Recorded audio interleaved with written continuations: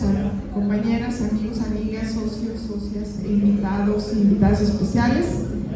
Es un honor para la Sociedad de Urbanismo Región Monterrey S darle la más cordial bienvenida a esta asamblea ordinaria número 274.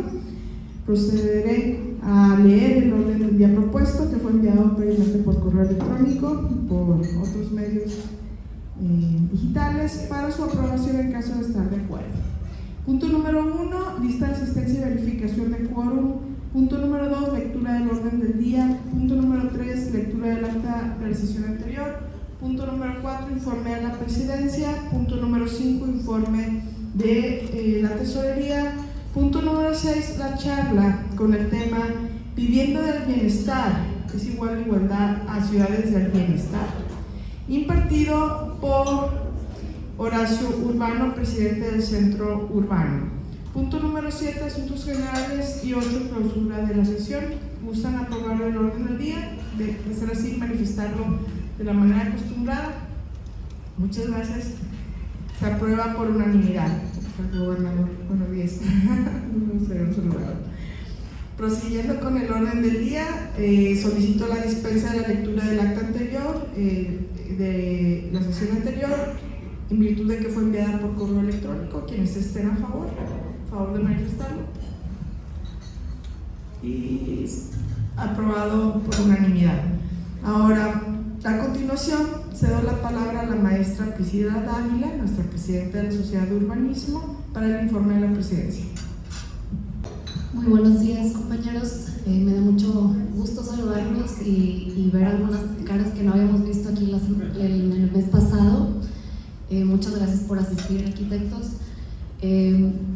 Este mes tuvimos la segunda edición del formato Ask Me Anything. Por aquí el arquitecto José Luis Almanza nos ayuda a organizar esta actividad con el Tecnológico de Monterrey, que es la Escuela de Arquitectura, Arte y Diseño y la licenciatura en Urbanismo, donde ya tenemos varios graduados especialistas en temas urbanos que nos interesa mucho acercarnos con ellos. Entonces, bueno, durante esta reunión se tocaron varios puntos importantes, algunos proyectos que el municipio está llevando a cabo en diferentes puntos de la ciudad y, por ejemplo, los carriles reversibles y otras medidas en temas de movilidad. Y nos comentó también que el plan de desarrollo urbano, la actualización del plan, va a estar saliendo a consulta pública próximamente junto con el reglamento, las dos cosas al mismo tiempo para que esta normativa pueda tener una aplicación más práctica. Y bueno, se dieron varios temas y por ahí estuvieron varios alumnos del TEC de Monterrey y algunos asociados nos acompañaron de la SURMAC también, con profesores y decanos de la escuela. También comentarles brevemente que ya nos convocaron para analizar el proyecto de modificación al programa parcial de desarrollo urbano de Distrito TEC. Por aquí está Eduardo Aguilar, que seguramente está muy involucrado en este proyecto, y tendremos una sesión extraordinaria la próxima semana para analizar qué modificaciones se están proponiendo. Les estaremos comentando y compartiendo el documento en estos días. También compartirles esta invitación que nos hace taller de valoración de usufructo y muda propiedad que organiza el Colegio de Evaluadores de Nuevo León.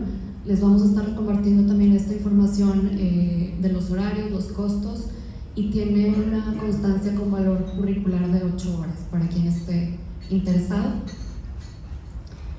Y bueno, quería aprovechar nada más como último anuncio, estamos haciendo una recopilación de fotografías históricas de todos los miembros de la SURMAC desde los primeros años, quienes participaron en las reuniones de la SURMAC, en proyectos que llevó a cabo la SURMAC. Entonces nos gustaría echarnos un clavado a que nos ayuden en las fotografías que ustedes tengan, y queremos recopilar esta información para presentárselas.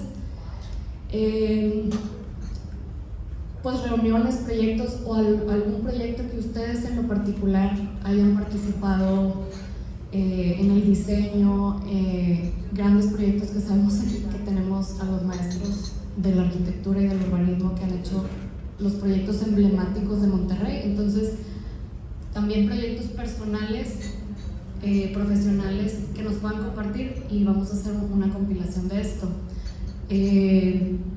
Obviamente dándoles el crédito de las imágenes, lo que podamos encontrar. Entonces, pues hasta aquí dejo mi informe y le paso la voz al tesorero. Paso a María. Muchas gracias.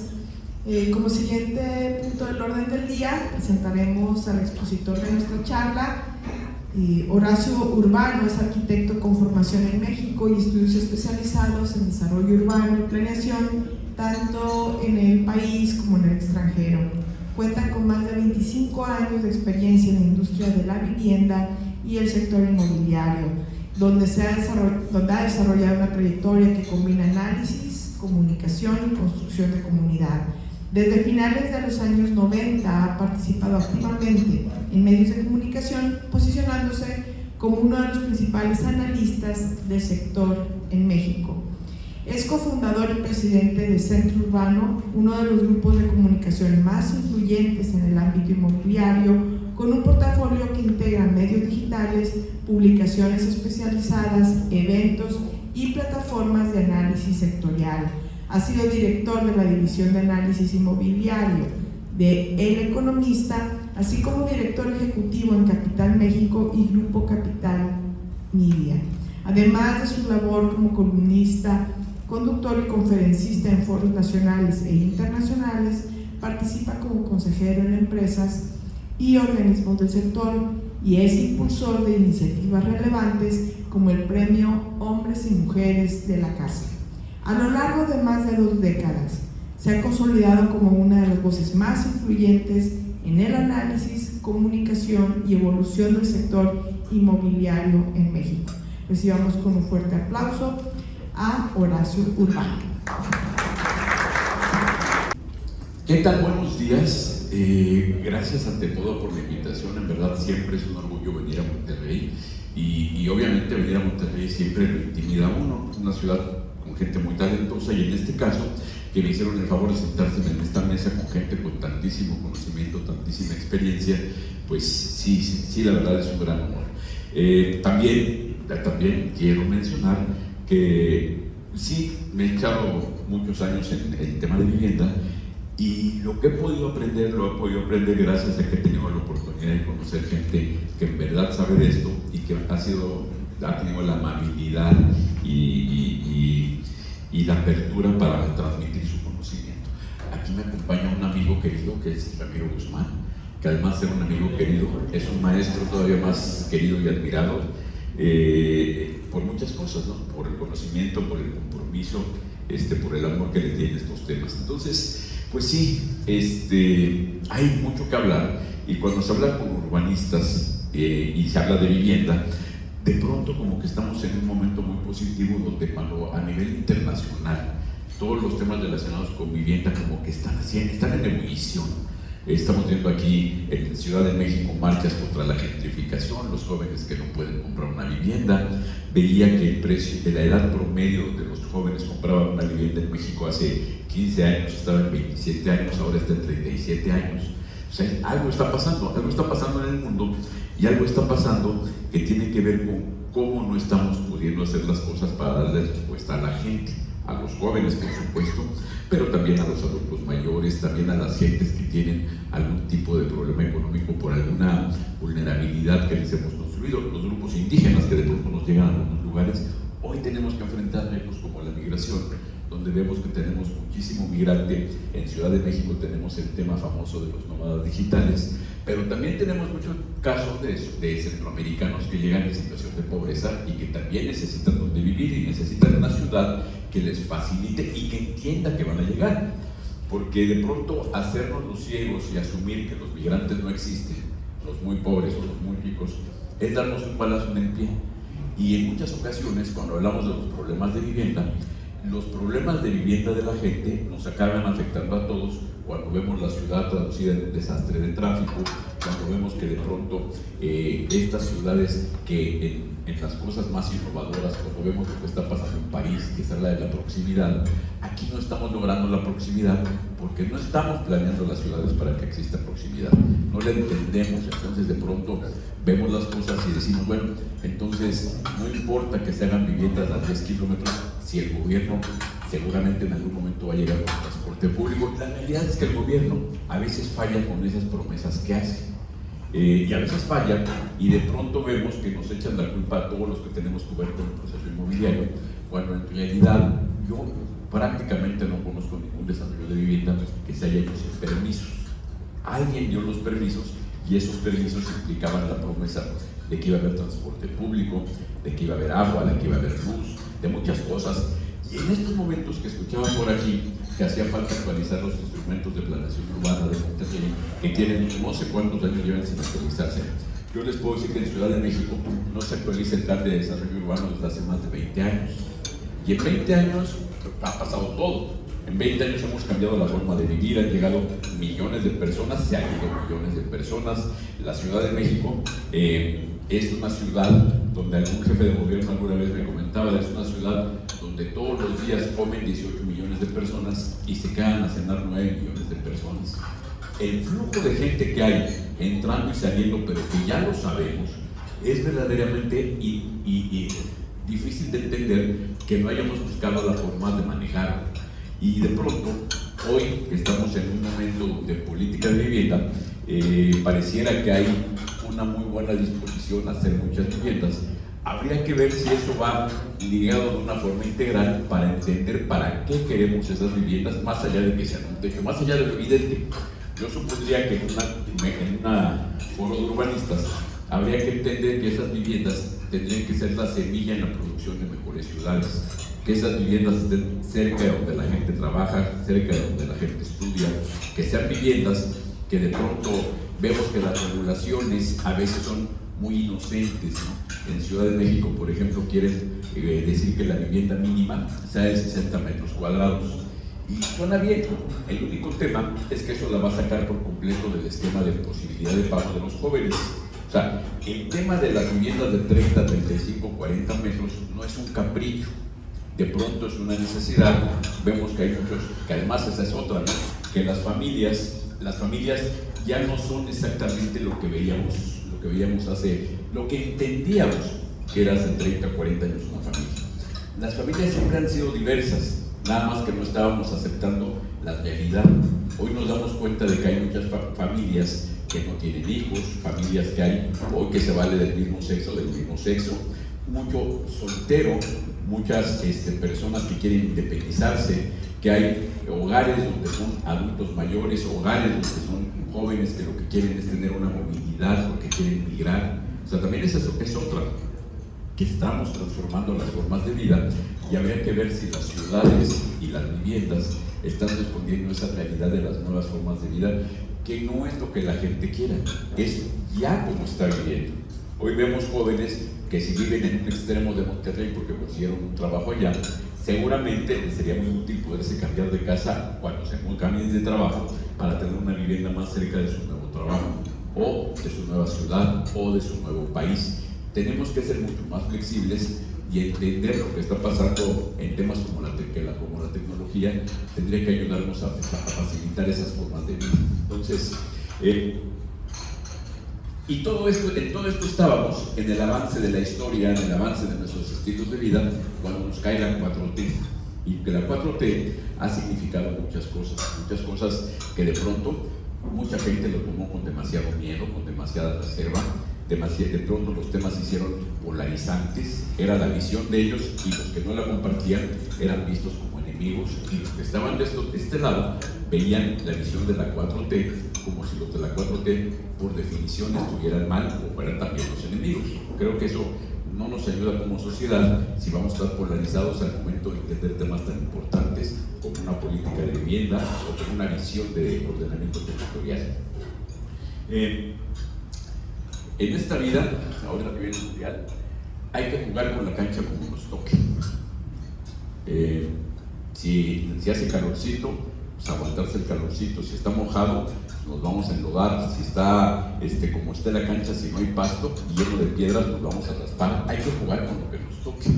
Y a veces no basta ponernos a chillar y decir que así no se puede jugar, porque eso no es la vida. Con la vida tenemos que pasar. Ayer que tomé el vuelo, llego y el vuelo está sobrevendido y te vas a lista de espera, y estaba yo en contacto con Priscila, y yo pues, intenté mantener la tranquilidad y el buen ánimo, porque pues así te toca la vida, pues hay que entrarle, ¿no? O sea, y ver cómo sucede en tiempos de la cosa. Ya vimos lo que pasó con López Obrador, acabó a tope de popularidad, aunque muchos le quieran seguir buscando cosas de que si esto lo hizo mal, aquello lo hizo mal, acabó a tope de popularidad. Un tope de popularidad que permitió que su candidata arrasara, y su candidata y montones de candidatos del partido ganaron porque la gente le convenció su propuesta de valor.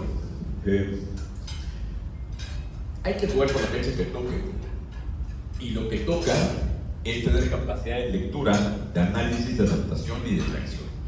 ¿Cómo le vamos a hacer para temas fundamentales y que no están sujetos a ideologías como es la transformación urbana, para aterrizarla y trabajar juntos?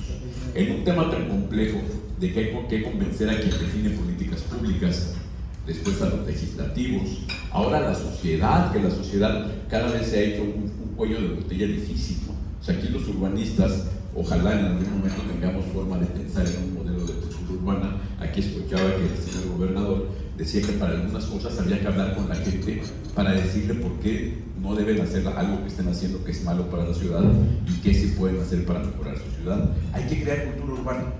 Mientras la gente no entienda de que un edificio no es una cosa mala para su colonia, la gente se va a oponer a todo, va a bloquear todo. Y más en estos tiempos donde se está, por un tema político, a los gobernantes les da cada vez más miedo lidiar con la sociedad, pues ceden a los chantajes de algunos grupos activistas. Entonces, como que tendríamos que ser mucho más activos en crear una cultura para que la gente sepa qué es lo que se pretende con una política de ordenamiento territorial, de desarrollo urbano, por qué de pronto temas como hablar del alcance metropolitano es relevante, porque si no vamos a chocar con que no se puede hablar del alcance metropolitano, porque eso implica decirle a un alcalde que tiene que ceder un poco de su poder a otras gentes, un poquito o un todo de su poder, y eso para muchos alcaldes pues, es inaceptable, ¿no? ¿Cómo un gobierno metropolitano, si yo aquí defino como para qué?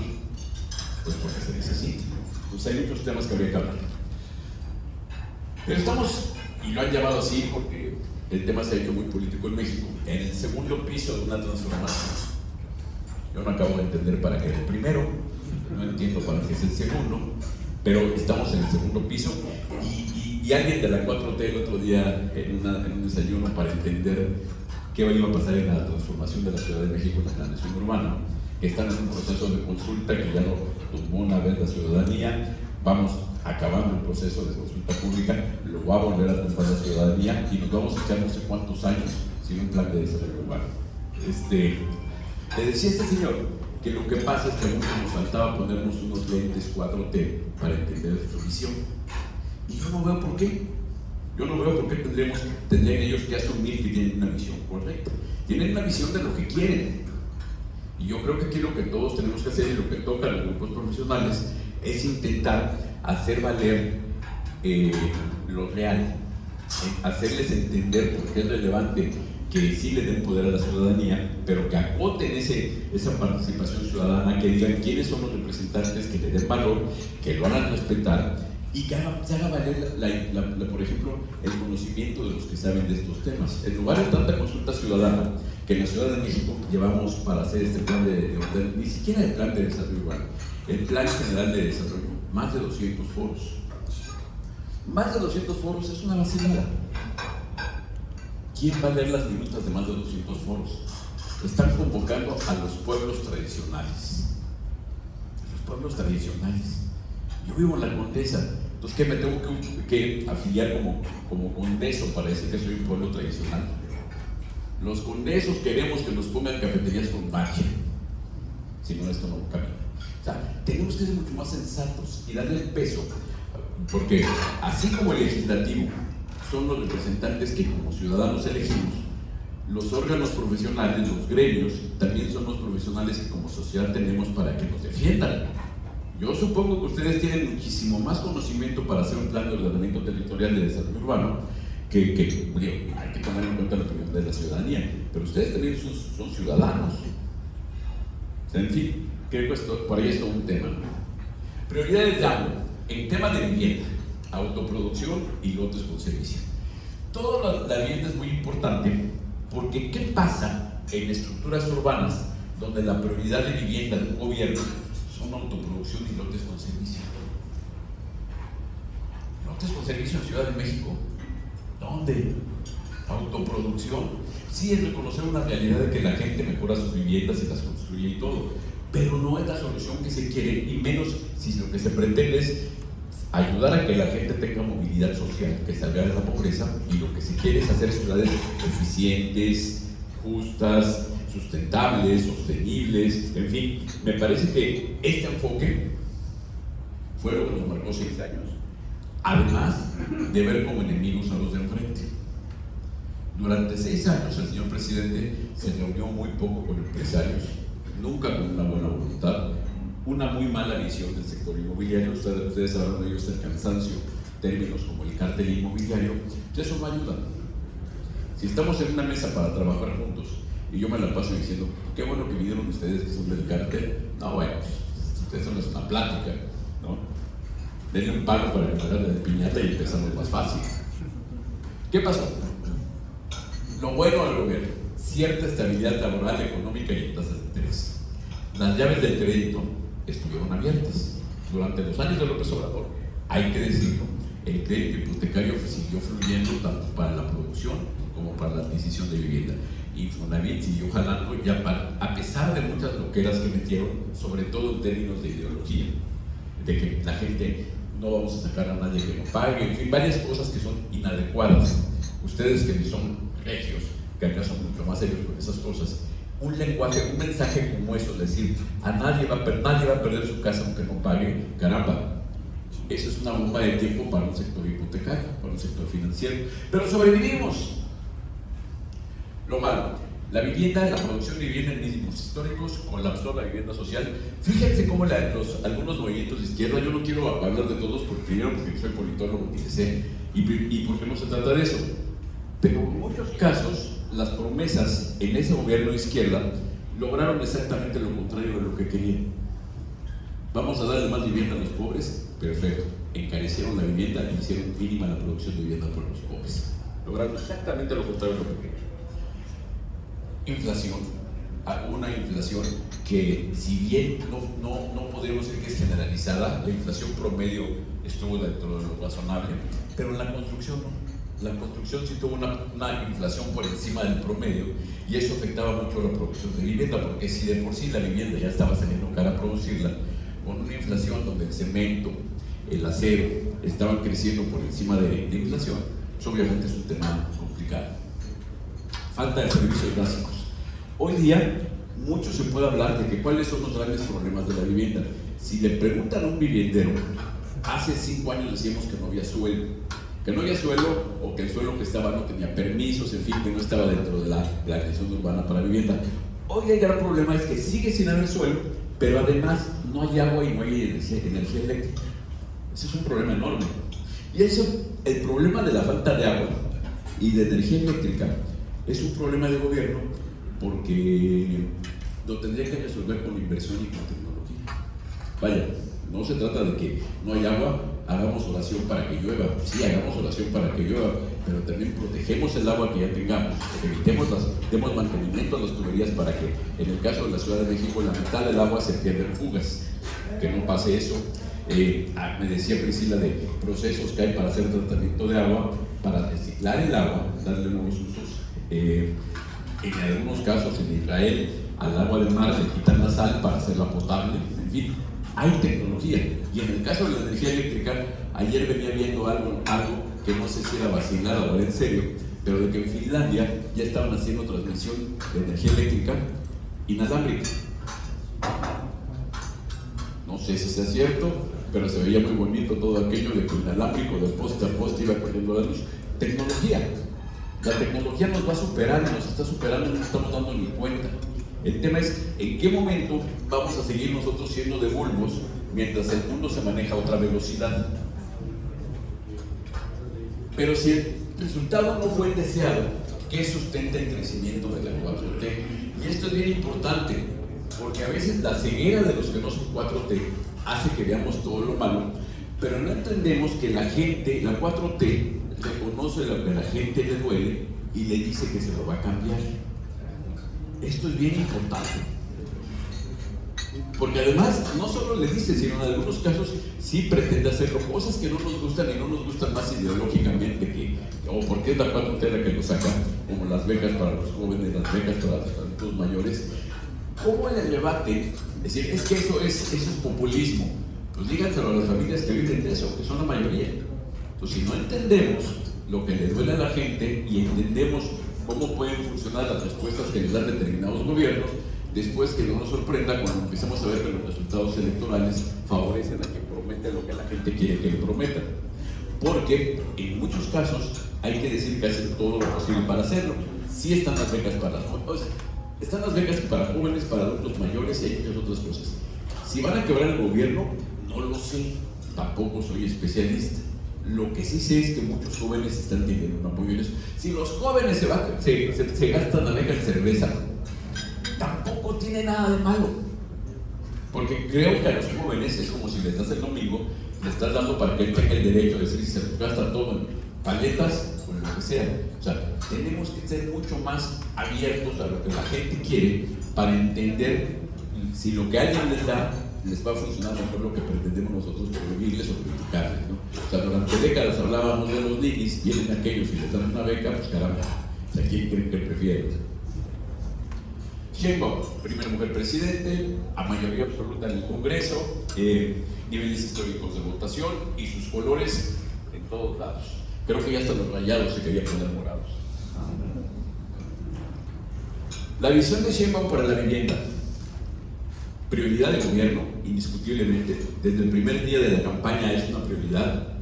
Reitera el foco en lo social, reitera el foco en los más pobres, propone estrategias metropolitanas y habla de políticas locales de vivienda.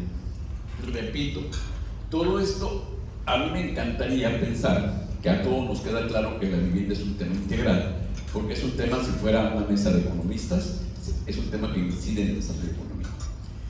En una mesa de urbanistas es un tema que incide en la transformación urbana y en la forma que van evolucionando nuestras ciudades. Más allá de la transformación, las relaciones sociales, las relaciones, vaya, de muchos tipos, aquí que se está invirtiendo en movilidad, ¿cómo se logra que las inversiones respondan a esas realidades? Lugares del mundo donde no se hablan las desarrollos zonas si no llega primero el transporte público.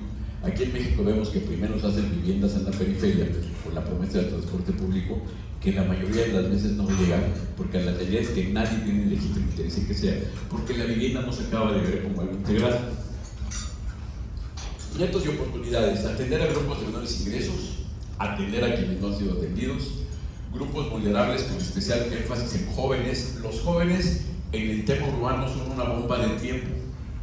¿En qué momento se van a revelar con el tema de que no se puedan emancipar, de que no puedan vivir donde crecieron, donde sea fuera de su alcance comprar una vivienda, donde ya estemos diciendo, ya en España, que es un ejemplito que puede ver, ha bajado el porcentaje de gente propietaria y ha subido el de gente en alquiler?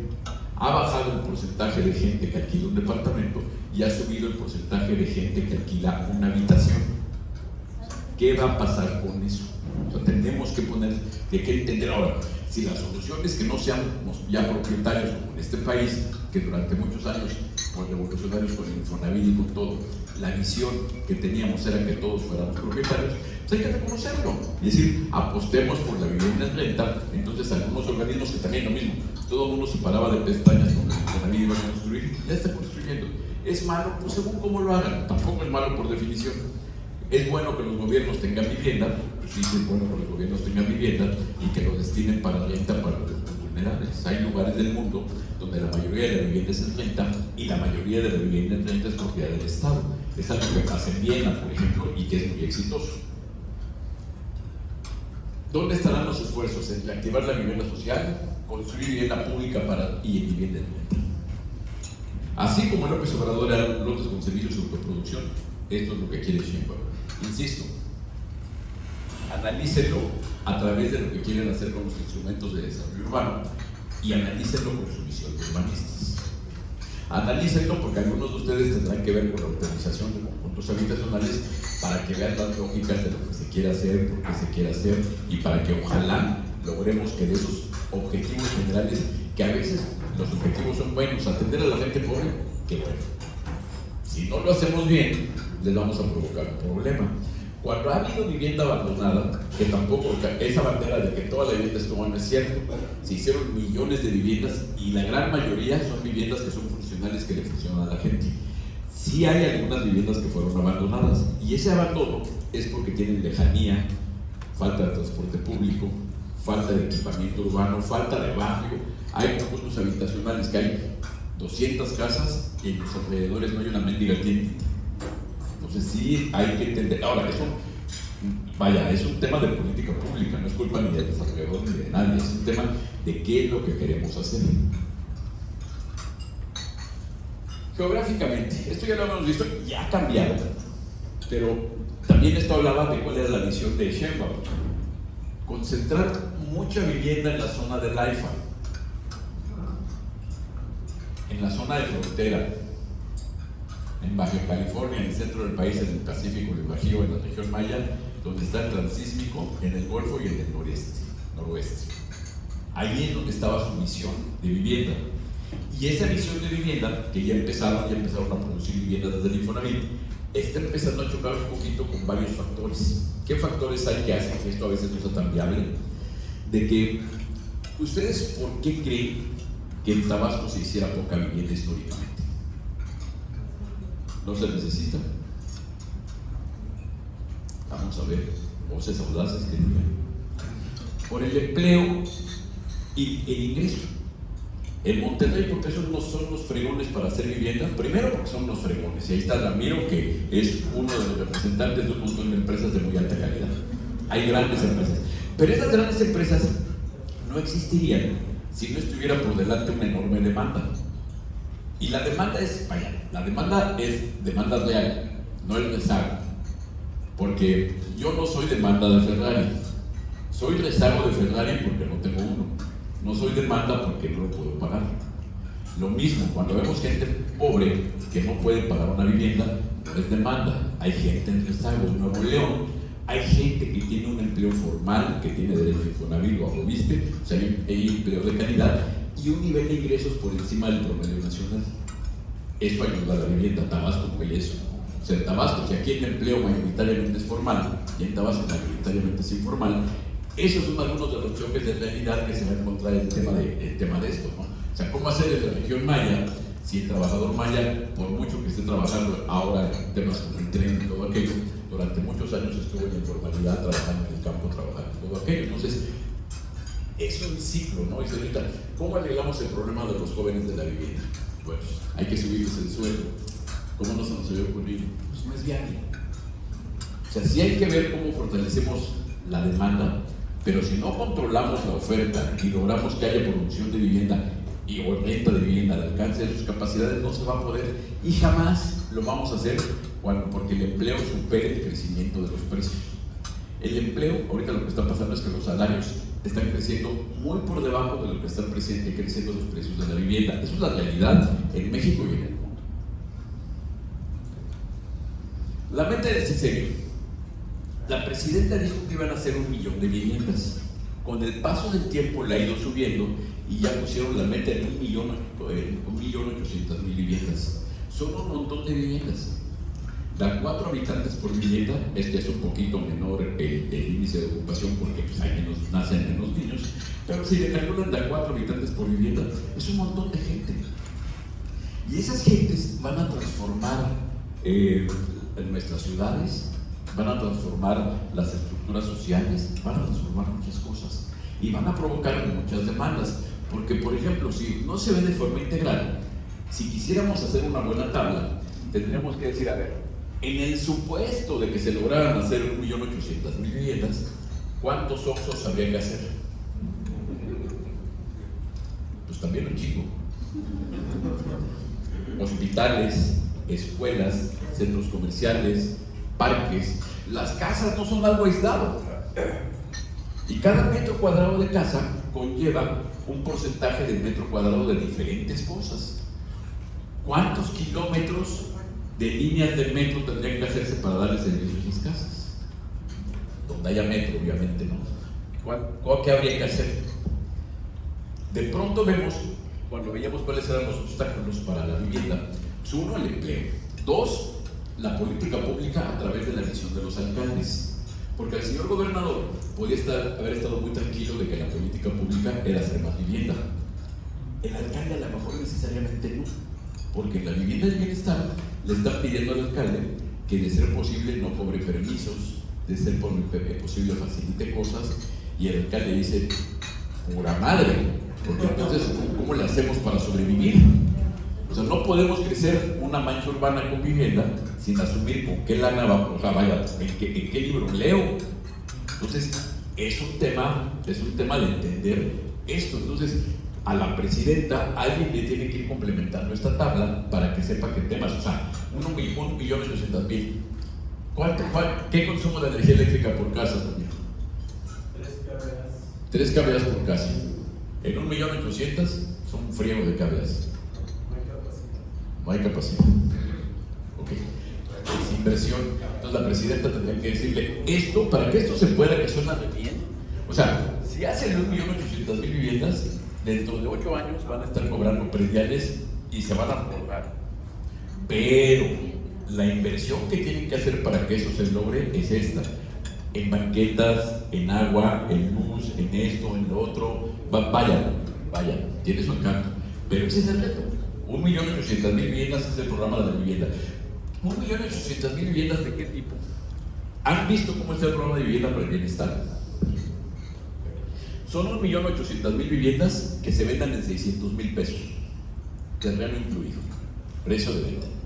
Ya se actualizó con el cambio de año, pero es el tope de salida. Y el incremento que reconocieron es del 4.5%, que es el incremento del índice de precios del consumidor.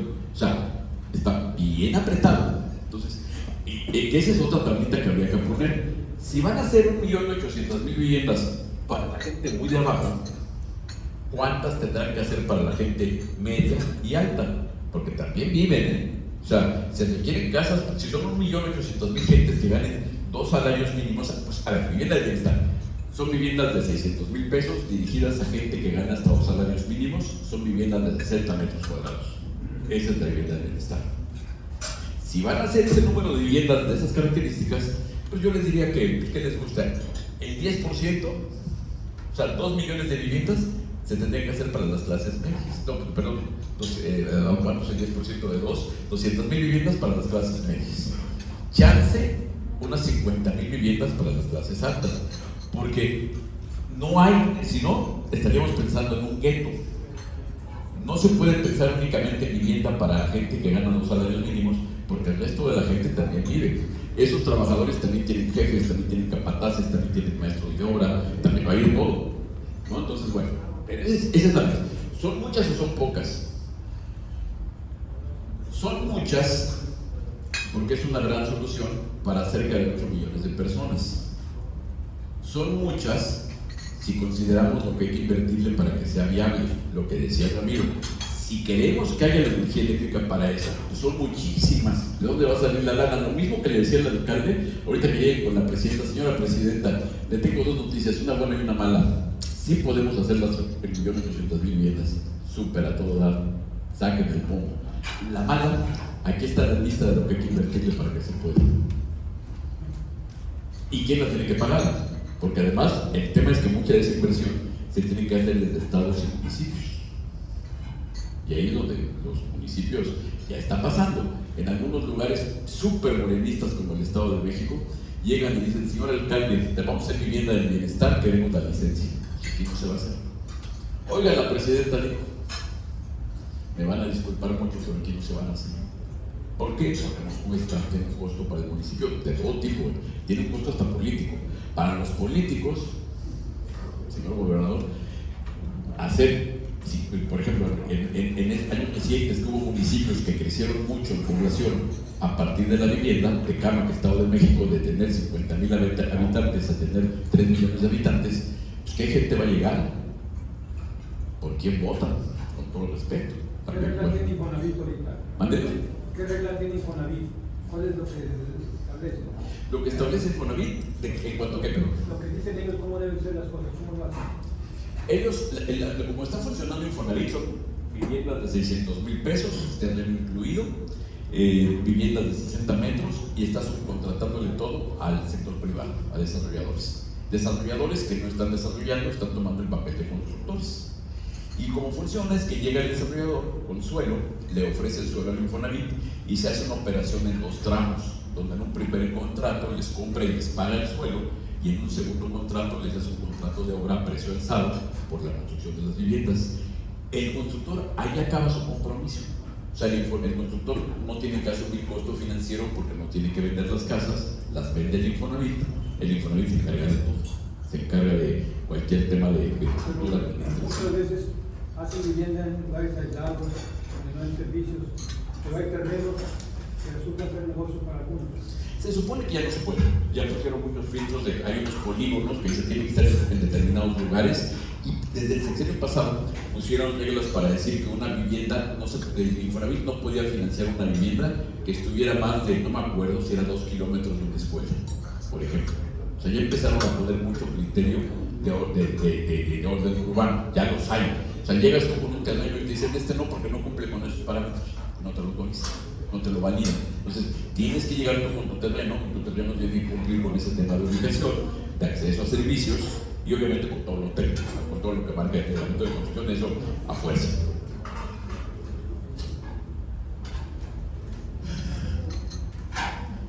La buena noticia es que cuando llegó, fíjense, cuando llegó Claudia Sheinbaum, el sector privado estaba muy preocupado porque, no sé si se acuerdan, dijo que Infonavit iba a crear una constructora y que esa constructora iba a construir las casas.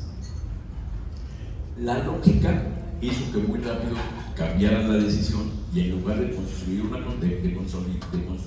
constructora, tomaron la decisión de tomar como brazo armado a los constructores establecidos y conocedores, o sea, los desarrolladores de vivienda, y dicen, oye, tú sabes desarrollar vivienda, ahora te contrato para construir. O sea, los que le entraron sabiendo lo que saben hacer, pero le entraron también sabiendo las reglas del juego. Te vamos a pagar 550,000 pesos y ahí está ahí. Y ahí va. Entonces, ha habido cierta forma de trabajar, a diferencia de lo que era con López Obrador. Con López Obrador era intransigente.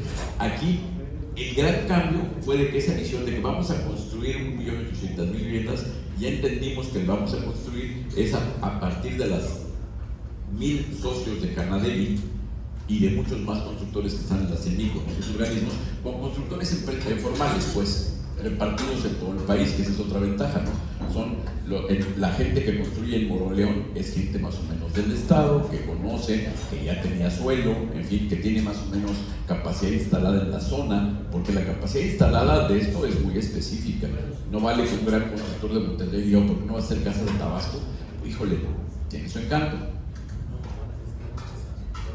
En algún momento, cuando estaba en la campaña, hicimos un documento proponiendo 100 acciones, una caja de herramientas con 100 ideas para tema de vivienda. Al final les voy a dar una descarga por si la quieren ver, ahí se van a encontrar 100 ideas. 100 ideas, ¿por qué no hacer vivienda para adultos mayores? ¿Por qué no hacer vivienda para jóvenes? ¿Por qué no hacer, autorizar que haya viviendas para estudiantes?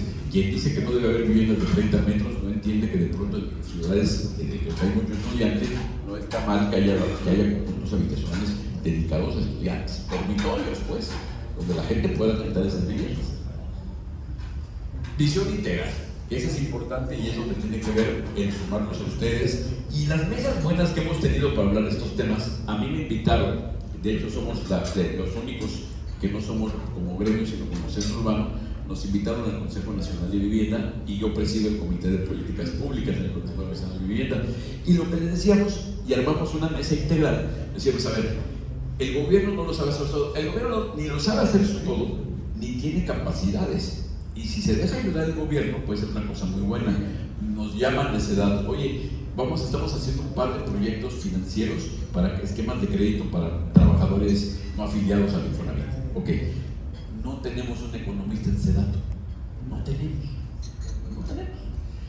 Platicamos con un grupo de banqueros, el grupo de banqueros nos prestó 5 economistas, se los pusimos en una mesa y los bancos les prestaron sus economistas por 2 meses.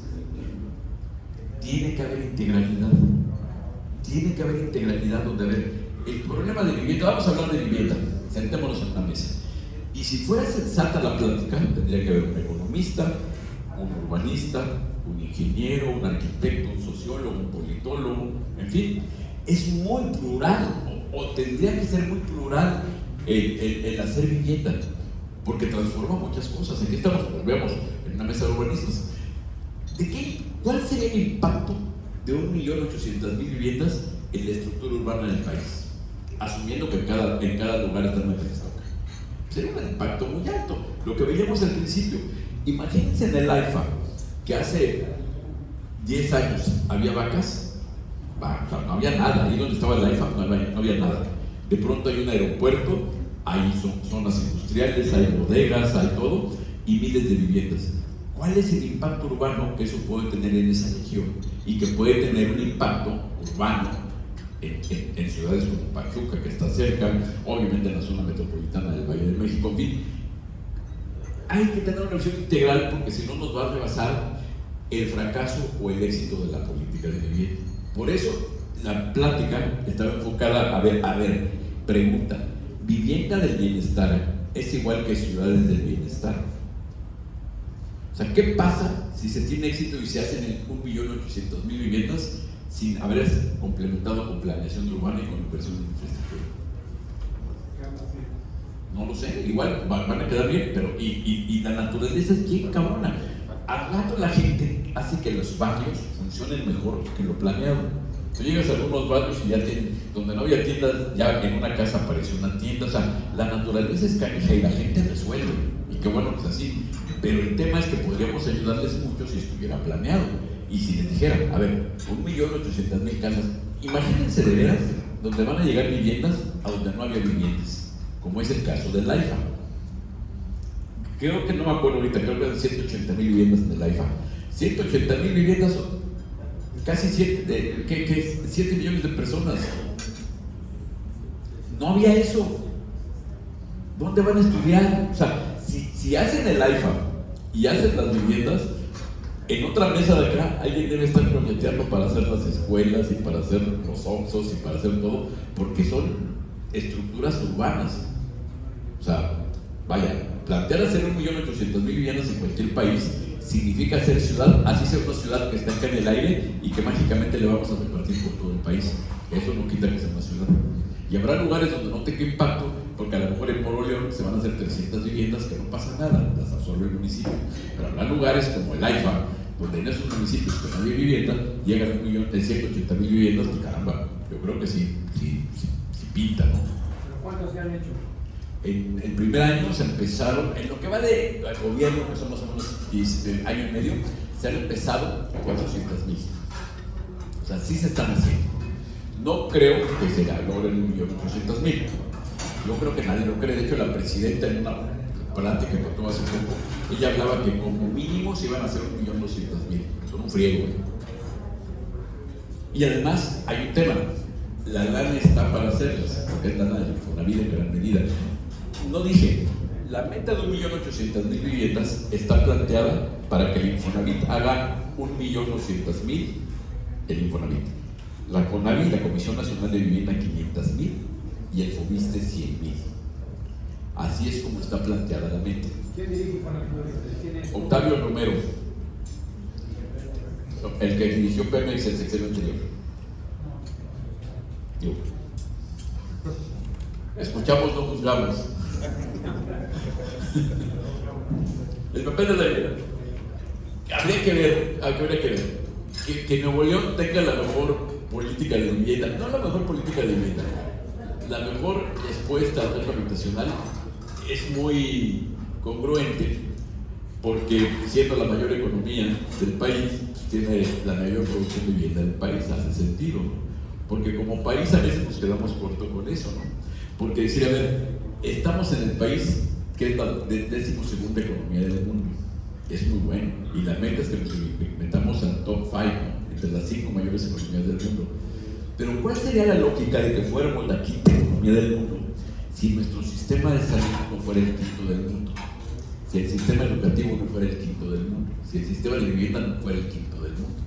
Habría una disparidad muy cañona en el momento que digamos México es la economía 12 del mundo, pero la calidad de vida es la 120 del mundo, o el desarrollo humano es el 85 del mundo. Entonces, como que tenemos que buscar reducir las brechas. No creo que en algún momento las logremos empatar o separar. Imagínense, somos la 12ª economía del mundo, pero tenemos la mejor política de vivienda del mundo. Tampoco tiene lógica.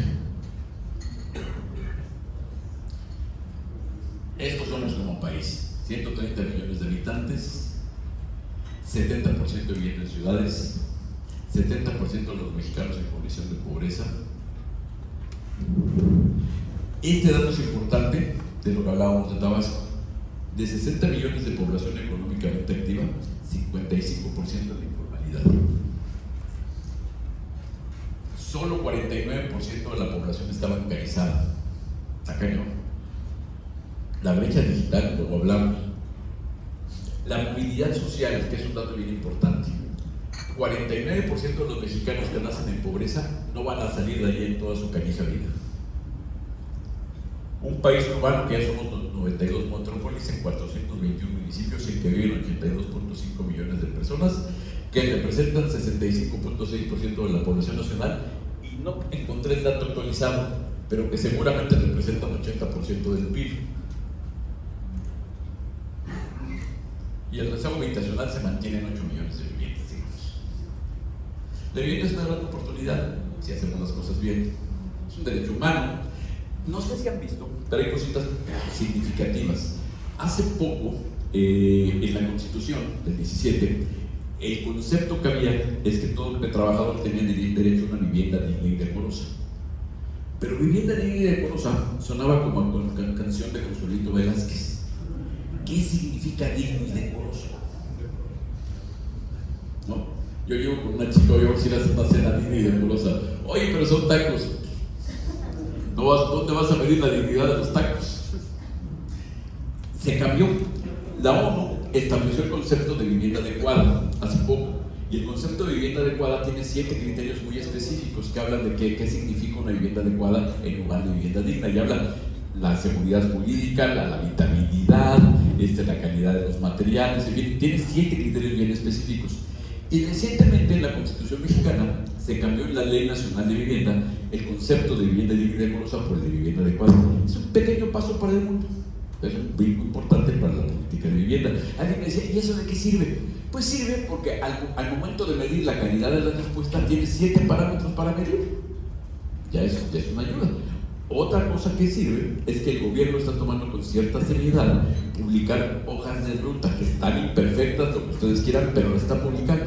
Entonces, esta semana publicó el Programa Nacional de Vivienda 2026-2030, está interesante, les invito a que lo lean. Y esta semana publicaron también el Programa Nacional de Ordenamiento Territorial de Desarrollo Urbano y Vivienda 2026-2030. Chequenlos. O sea, hay gente del gobierno, los técnicos, los académicos, que están haciendo la chamba. Falta la implementación y falta ver que los municipios los recojan, los implementen y todo aquello, ¿no? Esto es importante porque entra también en el terreno de la demagogia, ¿no? Hoy que estamos hablando cuando escuchamos los problemas de gentrificación, es que la vivienda no es una mercancía, es un derecho humano. Cool. Solamente que es un derecho humano que se satisface a través de un bien formado por bienes económicos. Sí, es un derecho humano. Pero el cemento, hasta donde yo sé, los señores de Cemex no te van a decir, ¿por qué viene? Por un bulto de cemento humano. Lléveselo. No es así, te lo van a cobrar. Entonces, hay un rezago y una parte de ese rezago es oferta, es demanda. Una parte, no todos. La gente que no tiene que no tiene acceso a un crédito y que no tiene forma de pagar ese crédito es rezago, no es demanda. La gente que ya sí quiere y puede comprar una vivienda es demanda. Hay una oferta que es la chamba de todo el mundo de producir las viviendas y el contexto cuenta. Habrá lugares donde las empresas están dejando de producir vivienda porque no hay agua, porque no hay luz, porque no hay suelo, porque hay inseguridad. O sea, no sé si sepan, pero ahora que pasó el tema del Mencho, hubo 50 camiones que robaron, que secuestraron, choferes secuestrados, golpeados y todo aquello, y buena parte de esos choferes y trailers eran de materiales de construcción. Entonces es un tema de ver en qué momento hay lugares donde la inseguridad encarece la construcción, donde no hay mano de obra, por muchas cosas, pero es un tema, el contexto cuenta, la cancha cuenta.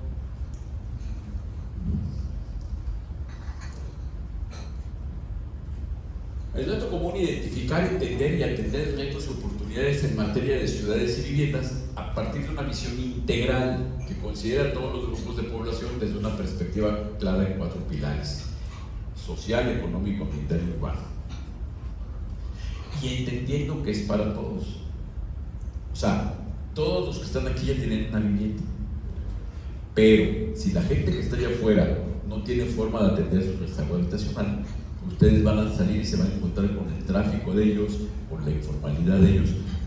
Nos deteriora el potencial de desarrollo humano y urbano cuando vemos grupos que están en rezagos, en condiciones de rezago.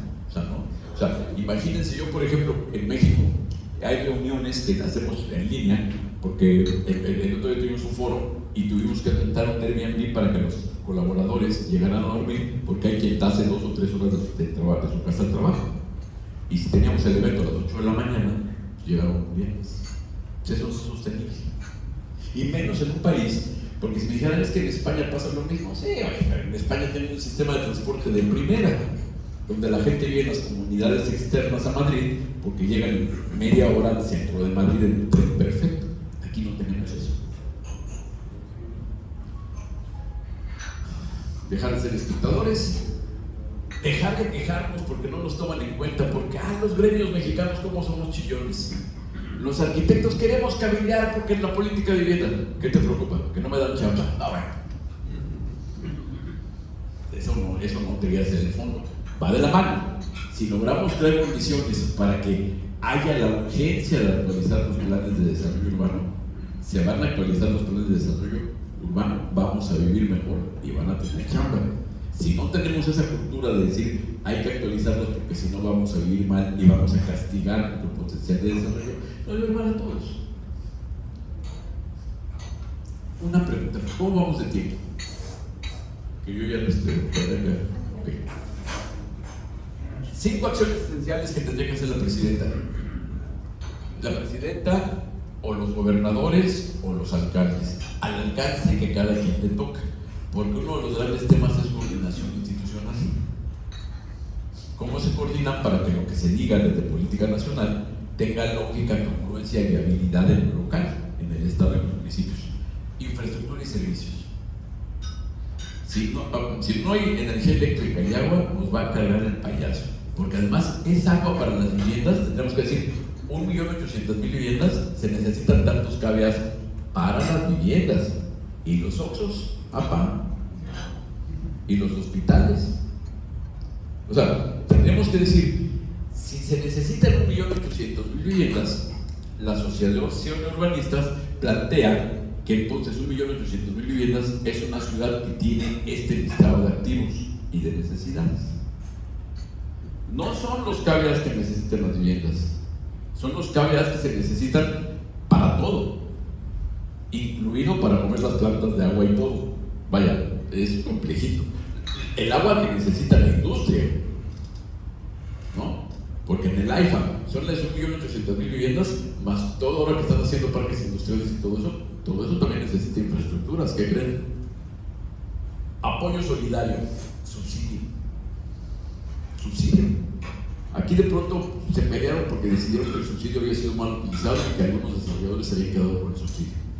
Pues yo, la verdad, así como no veo mal que le den una beca a un joven, una beca a un adulto mayor, tampoco veo mal que en Ciudad de México quieran hacerlo, que los jóvenes en un padrón abajo de 30 años que vas a rentar una vivienda, pasa de 1,020 casos 3,000 pesitos para que le alcance para la renta. Apoyo solidario, no hay de otra. En España los jóvenes, hay casos extremos donde, veía una nota, pagan 90% de su salario en renta. Si pagan 90% de su salario en renta, pues alguien lo subsidia, los papás o alguien, los papás, la familia. Pues ok, si esa es la realidad, pues entremos de bailando, ¿no? O sea, eso se necesita, eso hay que hacer. Simplificación administrativa. Si las cosas están así de complicadas, es una vacilada llegar y con una licencia de construcción para vivienda social se tarde 2 años. Es una vacilada. Coordinación institucional, ya lo decíamos, que lo que diga la presidenta se lo platique bien con detalles y señales al alcalde, porque la planeación urbana pues, es lo principal.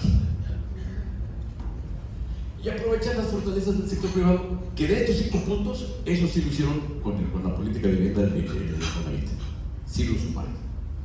Mejor se pudo haber hecho, seguramente, pero ya están adentro los desarrolladores. Y con eso el gobierno se ganó la posibilidad de tener al mismo tiempo 400 frentes de obra en el país, que de otra forma hubiera sido imposible. El documento, no, si me quieren escanear, aquí está un documento con 100 ideas.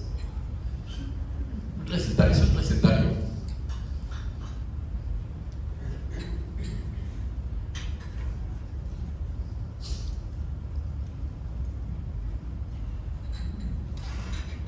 Que como buen recetario es para que cada quien le quite y le agregue nuevo.